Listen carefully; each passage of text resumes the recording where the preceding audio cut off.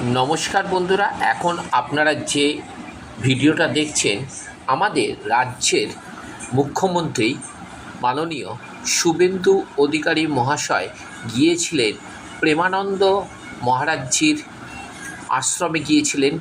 গিয়ে ওনার সাথে দেখা করেছেন এবং ওই আশ্রমে আরও যে সমস্ত সন্ন্যাসী বা সাধু মহারাজরা ছিলেন তাদের সাথেও দেখা করেন। এই যে ভক্তি, এটা কিন্তু আর কোনো মুখ্যমন্ত্রীর মধ্যে আমরা কিন্তু সেটা পেয়েছি কি না সেটা কিন্তু আপনারা কমেন্ট করে বলবেন।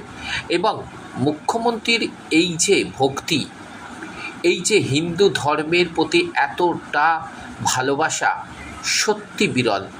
আপনাদের মতে কি মনে হয় আপনারা অবশ্যই কমেন্ট করে জানাবেন।